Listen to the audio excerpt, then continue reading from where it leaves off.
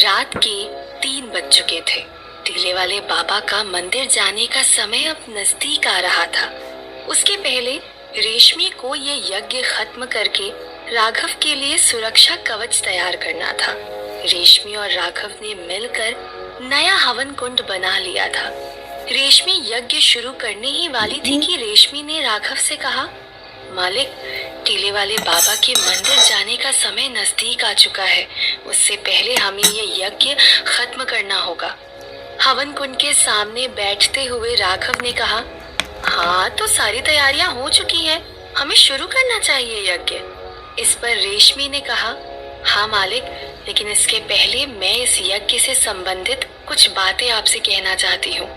ये यज्ञ करीब 1 घंटे चलेगा और इस यज्ञ का सबसे बड़ा नियम यही है कि चाहे कुछ भी हो जाए, आप बीच में नहीं उठ सकते हैं, और अगर बीच में उठे तो ये यज्ञ सार्थक नहीं होगा। ये सुनकर राघव ने कहा, हाँ हाँ रेशमी, मैं भला बीच में क्यों उठूंगा। जवाब देते हुए रेशमी ने कहा, वो इसीलिए मालिक कि इस यज्ञ के दौरान आपके शरीर में बहुत पीड़ा होने वाली है, बहुत जलन होने वाली है। ऐसी पीड़ा, ऐसी जलन कि आपके बर्दाश्त करने की सीमा के बाहर हो जाएगा। आपका मन बार बार उठने को कहेगा, लेकिन आपको वो सब यातनाएं सहन करनी पड़ेगी और एक टक बैठे रहना पड़ेगा। और थोड़ा भी इधर उधर हुए वो सुरक्षा कवच बीच में ही नष्ट हो जाएगा और फिर वापस बनाना असंभव होगा। राघव सारी बात समझ गया था। उसने हामी में सिर हिलाते हुए कहा, ठीक है रेशमी, चाहे कुछ भी हो जाए, मैं यज्ञ के बीच में नहीं उठूंगा। राघव के ये कहने के बाद रेशमी ने यज्ञ के मंत्रोच्चार शुरू कर दिए। रेशमी मंत्रोच्चार कर रही थी और राघव हवन कुंड के सामने आंखें बंद करके बैठा हुआ था। वहीं दूसरी तरफ चंद्रकला के इंतजार की घड़ियां भी अब समाप्त होती हुई नजर आ रही थी। चंदा ताई के शरीर में एक बार फिर हलचल दिखाई दे रही थी।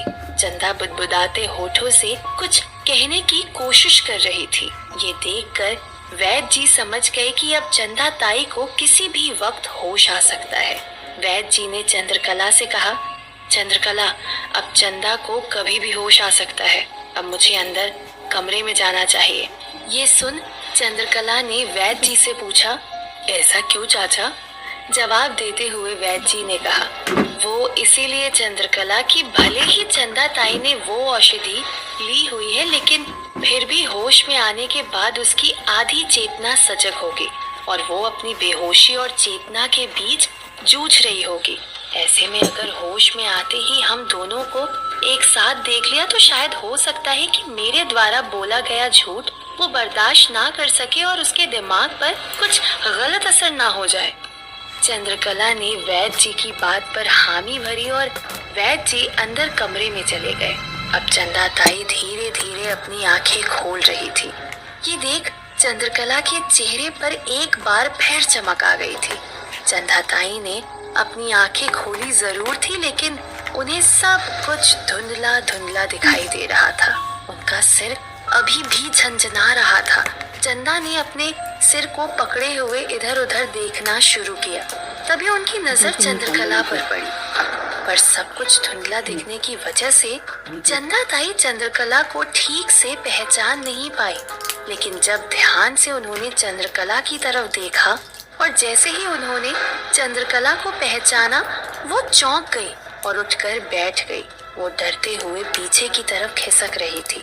चंदा ताई की नजरें वैद्य जी को ढूंढ रही थी और वो अपना सिर पकड़कर बड़बड़ाते हुए कहने लगी, धोखा धोखा हुआ मेरे साथ, वैद्य जी ने गलत औषधि दे दी मुझे। कहते कहते चंदा ताई की जबान लड़खड़ा रही थी।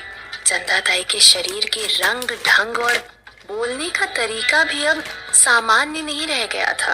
बिल्कुल किसी पागल की तरह कर रही थी। पर चंद्रकला के पास इन सब के लिए समय नहीं था। वो जल्द से जल्द सब कुछ पूछ लेना चाहती थी। चंद्रकला चंदा ताई के पास बैठकर उनके दोनों कंधों को पकड़ते हुए उनसे पूछ रही थी, चंदा ताई, शांत हो जाइए और मुझे बताइए कि रेशमी कौन है, क्यों आई है वो मायापुर, क्या मकसद है उसका। ये सब सुनते ही चंदा ताई और ज्यादा पागलों की तरह हरकतें करने लगी। चंदा ताई अपने आप को छुड़ाते हुए कहने लगी, छोड़ो छोड़ो मुझे, घर जाने दो मुझे। कहते हुए चंदा ताई बहुत ज्यादा डर रही थी। ये देख चंद्रकला ने थोड़ा जोर से पूछते हुए कहा, चंदा, मैं जो पूछ रही हूँ उसका जवाब दो। कौन है रेशमी? रेशमी और कावेरी का क्या संबंध है? चंदा ताई के चेहरे पर डर बढ़ते जा रहा था। वो मन ही मन बुदबुदाने लगी, मुझे नहीं पता, मैं कुछ नहीं जानती, छोड़ दो मुझे, जाने दो मुझे। अंदर बैठे वैद्य जी ये सब सुन रहे थे। वो समझ गए कि चंद्रकला ये सब ठीक नहीं कर रही है। अगर इसी तरह चंदा ताई के साथ जबरदस्ती की गई तो वो पागल भी हो सकती है। यही सोच वैद्य जी बाहर की तरफ गए। वैद्य जी को देखते ही चंदा ताई बुरी तरह चौंक गई। वो डरते हुए कहने लगी, सब मिले हुए, सबके सब मिले हुए हैं। वैद्य जी सीधे बाहर गए और चंद्रकला का हाथ पकड़कर उसे अंदर ले आए। अंदर लाकर वैद्य जी ने चंद्रकला को डांटते हुए कहा, चंद्रकला, ये क्या कर रही हो? मैंने तुमसे कितनी बार कहा था कि चंदा से आराम से बात करना। अगर इस तरह जोर जबरदस्ती से पूछोगी तो वो पागल हो जाएगी और फिर रेशमी का रहस्य हमेशा रहस्य बनकर ही रह जाएगा। वैद्य जी की बात सुनकर चंद्रकला को अपनी गलती का एहसास हुआ। उसने वैद्य जी से माफी मांगते हुए कहा, मुझे माफ कर दीजिए वैद्य जी। दरअसल मेरे दिमाग में रेशमी, जितेंद्र, चंदा ताई सब एक साथ चल रहे हैं, इसीलिए सब कुछ जल्दी जल्दी जान लेना चाहती थी। तो इस चक्कर में मुझे इस बात का एहसास नहीं हुआ कि मैं क्या अनर्थ करने जा रही थी। वैद्य जी ने भी कुछ शांत होते हुए कहा, कोई बात नहीं चंद्रकला, अब जाओ और उससे आराम से पूछना। या एक काम करते हैं, अब जब उसे मेरे बारे में पता चल ही गया है कि मैं यही हूँ, तो फिर मैं भी तुम्हारे साथ ही चलता हूँ। कहकर वैद्य जी बाहर की तरफ कदम बढ़ाने लगे, लेकिन चंद्रकला के चेहरे पर अभी भी एक शंका दिखाई दे रही थी। उसने अपनी शंका जाहिर करते हुए कहा, वैद्य जी, लेकिन एक बात समझ नहीं आई। जब टीले वाले बाबा ने कहा था कि इस औषधि को पीने वाला तुम्हारे वश में हो जाएगा और सब सच सच बता देगा, तो फिर चंदा ताई सब सच सच बता क्यों नहीं रही? वैद्य जी ने चंद्रकला को समझाते हुए कहा, देखो चंद्रकला, हर इंसान पर औषधि अलग अलग असर करती है। होश में आते ही चंदा को सबसे पहले ये यकीन दिलाना चाहिए था कि वो बिल्कुल सुरक्षित स्थान पर है और फिर धीरे धीरे सम्मोहित करते हुए सब कुछ पूछना चाहिए था। इसके अलावा तुम्हारी दूसरी गलती ये थी कि तुमने बीच में से पूछना शुरू कर दिया था, इसीलिए उसका दिमाग और ज्यादा भ्रमित हो गया। बेहतर यही होगा कि तुम उससे शुरुआत से सब कुछ पूछो, तभी वो सब कुछ बता पाएगी। चंद्रकला को वैद्य जी की बात समझ में आने के बाद दोनों बाहर की तरफ जाने लगे। जब दोनों बाहर पहुंचे तो दोनों के होश उड़ गए। चंदा ताई अपने बिस्तर से गायब थी। तभी वैद्य जी की नजर बाहर के दरवाजे की तरफ गई, जो कि खुला हुआ था, लेकिन वैद्य जी ने खुद से अपने हाथों से वो दरवाजा बंद किया था। चंद्रकला और वैद्य जी ने एक दूसरे की तरफ देखा। दोनों समझ गए कि चंदा ताई कहीं बाहर गई है। यही सोच बिना देरी किए दोनों चंदा ताई को ढूंढने बाहर की तरफ भागे। वहीं उधर रेशमी लगातार अपने मंत्रोच्चार कर रही थी। रेशमी के मंत्रोच्चारों में इतनी ज्यादा तीव्रता थी कि चारों तरफ हवाओं में रेशमी के मंत्र ही गूंज रहे थे। राघव अभी तक तो बिल्कुल आराम से बैठा हुआ था, लेकिन तभी एकाएक हवन कुंड में से एक आग की लपट ऊपर की तरफ बढ़ने लगी थी। ऊपर बढ़ते हुए वो अग्नि की तरफ धीरे धीरे राघव की तरफ मुड़ने लगी। अब उस अग्नि की लपट में अग्नि नहीं बल्कि अग्नि की एक चमक रह गई थी। वो चमक अब राघव के सिर से जा टकराई। जैसे ही वो अग्नि की चमक राघव के सिर से टकराई, राघव के शरीर में एक सिहरन सी दौड़ गई। उसे एक बिजली के करंट का सा झटका महसूस हुआ, लेकिन राघव को रेशमी की कही बात याद थी। वो ना ही वहां से हिला और ना ही उसने अपनी आंखें खोली। ये देख रेशमी के चेहरे पर भी एक मुस्कान आ गई। वो समझ गई कि अब राघव इस यज्ञ के लिए पूरी तरह तैयार है। उसने फिर से सामग्री को मुट्ठी में भरते हुए उसे हवन कुंड में स्वाहित कर दिया। जैसे ही सामग्री हवन कुंड में गई, इस बार उसी आग की लपट की तरह बहुत सारी आग की लपटें हवन कुंड से निकली। ठीक उसी तरह से वो आग की लपटें भी राघव की तरफ मुड़ने लगी और वो आग की लपटें राघव के शरीर के अलग हिस्सों से जा टकराई। इस बार उन आग की लपटों की जलन पहले से भी ज्यादा तेज थी। एकाएक राघव के मुंह से जोर से चीख निकल गई। आह! इसी तरह आग की लपटों का राघव के शरीर से टकराने की प्रक्रिया काफी देर तक चलती रही। राघव का शरीर अब बहुत भयंकर तपने लगा था। रेशमी ने बिल्कुल ठीक कहा था। उन आग की लपटों से होने वाली जलन अब राघव के लिए बर्दाश्त से बाहर हो रही थी। राघव ने एक ऐसी यातना कभी नहीं सोची थी। इस बीच रेशमी ने राघव से कहा, मालिक, मैं जानती हूँ कि आपको बहुत पीड़ा सहनी पड़ रही है। माफी चाहती हूँ कि ये पीड़ा आपको कुछ देर और सहनी पड़ेगी, क्योंकि इसी बीच मुझे ये भी देखना है कि उस कमरे में वो बोतल कहाँ रखी हुई है।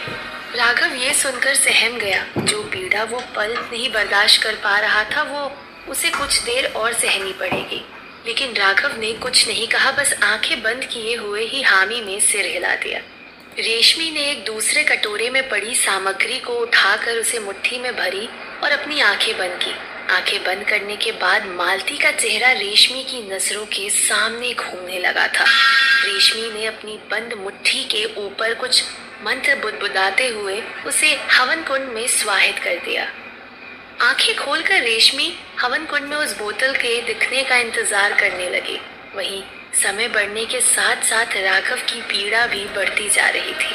बढ़ती पीड़ा की वजह से राघव का मन उससे उठने को कहने लगा था। आंखें बंद किए हुए राघव ने मन ही मन कहा, इस असहनीय पीड़ा से तो अच्छा है मैं यहाँ से उठ जाऊं। ना जाने वो काला साया चाची की शक्तियाँ बढ़ा भी पाएगा कि नहीं। मेरा इस तरह इस आग में जलना व्यर्थ न चला जाए। इन सब विचारों के बाद भी राघव ने हिम्मत नहीं हारी और वहीं पर डटा रहा। तभी रेशमी की आंखें चमक गई और उसके चेहरे पर एक मुस्कान आ गई। उस हवन कुंड में रेशमी ने देखा कि कमरे के बीच लटक रही हांडी के अंदर एक लाल कपड़े से बंधी बोतल अलग से दिखाई दे रही थी। रेशमी समझ गई कि यही मालती का साया है। तभी उसने राघव की तरफ देखा, जो पसीने से तर-बतर हो चुका था और तेज अग्नि की वजह से उसका चेहरा सफेद पड़ने लगा था।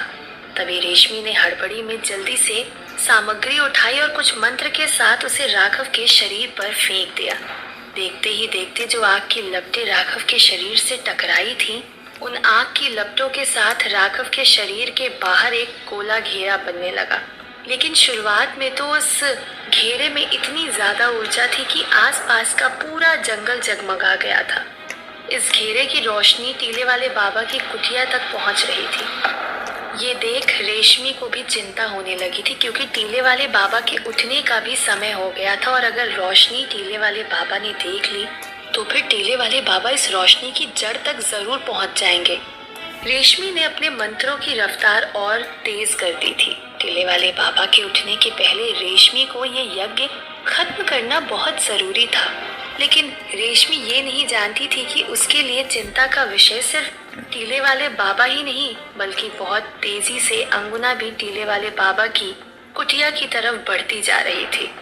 इसीलिए रेशमी को ना सिर्फ टीले वाले बाबा के उठने के पहले ये यज्ञ खत्म करना था, बल्कि अंगुना के यहाँ पहुँचने के पहले भी रेशमी को वो बोतल यहाँ से ले जानी होगी।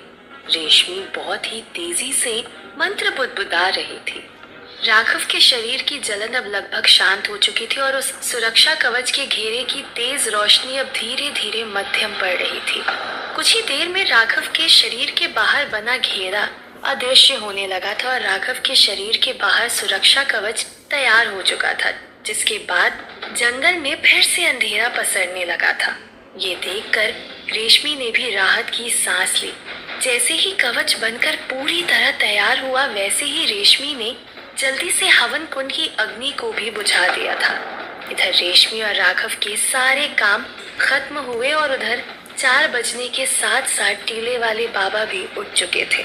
दूर से रेशमी ने ये देख लिया था। ये देख रेशमी ने राघव से कहा, मालिक, हमारा यज्ञ भी हो चुका है और टीले वाले बाबा भी जग चुके हैं। जैसे ही टीले वाले बाबा नहाकर मंदिर की तरफ निकलेंगे, वैसे ही आप ये छड़ी लेकर कुटिया के उस कमरे की तरफ जाना। ध्यान रहे कि उस दरवाजे को सिर्फ इस छड़ी की मदद से ही छूना, अपना हाथ इस्तेमाल मत करना। कमरे के अंदर जाने के बाद उस हांडी में एक कांच की शीशी को लाल कपड़े से बांधा हुआ है, सिर्फ उसी बोतल को अपने साथ ले आना है। राघव ने भी हाँ में सिर हिलाया और दोनों टीले वाले बाबा के वहां से निकलने का इंतजार करने लगे। लेकिन आज टीले वाले बाबा कुछ ज्यादा ही समय लगा रहे थे।